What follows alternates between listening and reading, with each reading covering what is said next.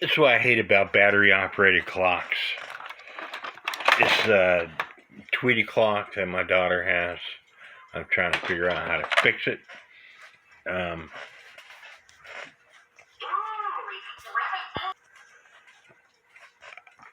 I'm not very good at battery-operated clocks. When you go to YouTube, there's several videos on how this clock works. There's one video that says, check out the clock works, click on this link.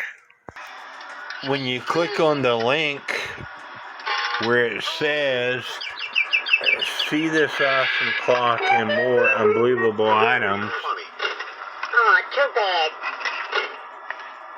It takes you to some website that they want to get you to buy stuff.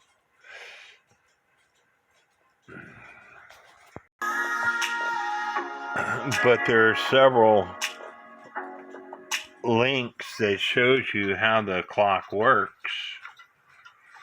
But I don't want to know how the clock works. I want to know what to look for and how to repair it. Getting back to her clock, one thing I did notice is there's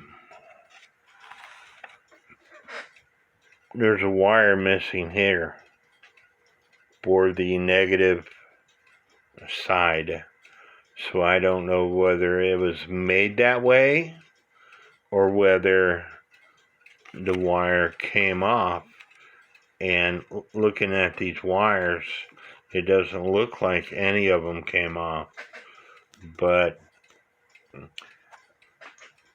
this right here was also laying inside the clock itself. And I believe that is for the Tweety bird, the cat to sit on. And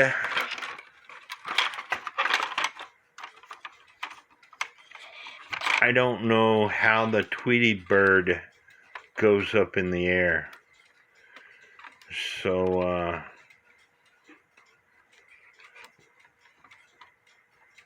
can't figure that out. He's got to come up in the air somehow. I don't know whether... Plus, this gear, this was all the way over here. So it wasn't catching the gear. These set of teeth right here was all the way over here on this side. So I did put that back, but I don't know what causes the Tweety bird to go up in the air. So if I get lucky, maybe I'll post another video. But this is exactly why I don't like these battery-operated clocks, because there's not any helpful YouTube videos that I can find on battery-operated clocks, whether it's cuckoo clocks or clocks like this. And so that is a problem I have with battery-operated clocks. Maybe the people that repair them don't want to share their knowledge.